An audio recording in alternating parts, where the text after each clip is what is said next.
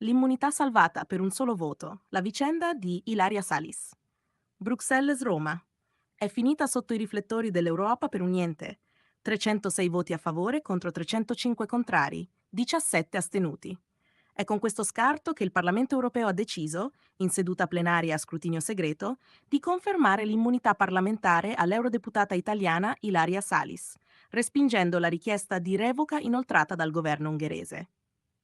Che fosse una decisione incerta lo si intuiva già prima del voto. Nella Commissione Affari Giuridici Iuri dell'Eurocamera, il 23 settembre la proposta di mantenere l'immunità aveva ottenuto solo un voto di vantaggio, 13 contro 12. Ma era noto che quell'esito non era definitivo. Toccava all'Aula decidere.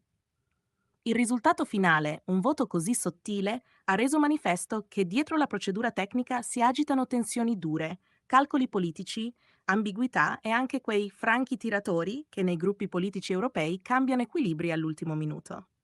Le accuse ungheresi, contorno e simboli.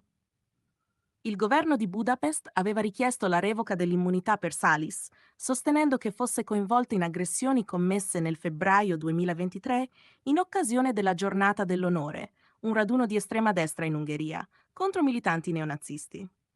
Tra le accuse, lesioni aggravate e partecipazione a un'organizzazione criminale. Salis ha sempre respinto l'impianto dell'accusa denunciando fumus persecutionis, cioè elementi che suggerirebbero una persecuzione politica, e che il suo caso fosse usato come strumento simbolico per attaccare l'opposizione nei regimi liberali. Il rapporto redatto per la plenaria, firmato dal presidente della commissione Iuri, Ilhan Kyuçuk, ha indicato che emergono prove concrete che le autorità ungheresi intendano compromettere l'attività politica di Salis con l'azione giudiziaria, sottolineando anche le condizioni di detenzione che la stessa ha denunciato durante il procedimento. Non è secondario che i suoi legali sostengano che un processo equo in Ungheria sia illusorio. Non si possono ottenere processi giusti in Ungheria né contro gli antifascisti né contro nessun oppositore politico. È stata una delle sue dichiarazioni dopo il voto.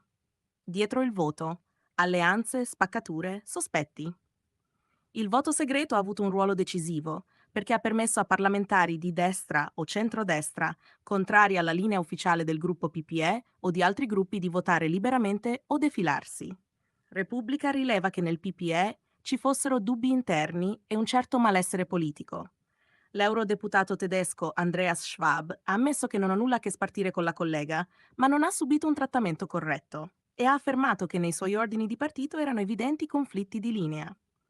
Secondo ricostruzioni giornalistiche, circa 70 franchi tiratori avrebbe avuto il PPE, ovvero parlamentari che hanno votato contro la linea ufficiale. Suddivisioni geografiche.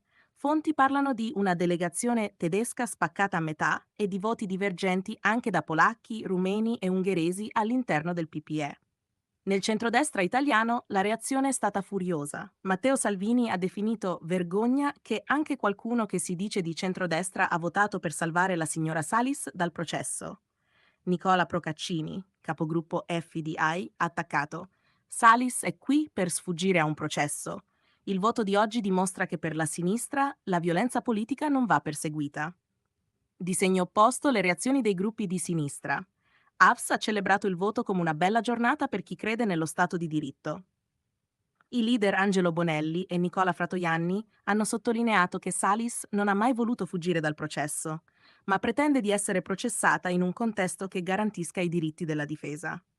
Oltre l'immunità, quale processo e dove? Il voto europeo non cancella le accuse, ma rinvia gli effetti pratici. L'immunità, essendo stata confermata, fa sì che Salis non possa essere processata in Ungheria mentre dura il mandato. Ma la questione cruciale, che lei stessa ha più volte sollecitato, è che il processo si tenga in Italia, non in Ungheria. Voglio essere processata in Italia con tutte le garanzie democratiche previsti dal nostro ordinamento, non in un regime, ha ribadito in più occasioni. Secondo legali italiani, la Corte d'Appello di Milano potrebbe valutare lo spostamento del procedimento, ma l'ultima parola spetterebbe al ministro della Giustizia, oggi Carlo Nordio. In un'intervista recente, Repubblica, Salis ha attaccato l'inerzia finora mostrata. Finto che io voglia sottrarmi alla giustizia. Non è vero. Tutto dipende dalla volontà delle autorità italiane. Il nodo giuridico non è banale.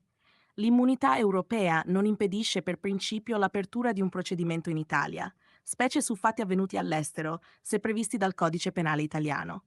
Una questione di competenze e volontà politica, dunque. Un altro sviluppo che sta facendo discutere. Alcune fonti parlamentari sostengono che durante il voto in aula ci sia stato un guasto alla pulsantiera di un eurodeputato del PPE, che avrebbe impedito l'espressione del voto, influenzando anche se di poco l'esito finale.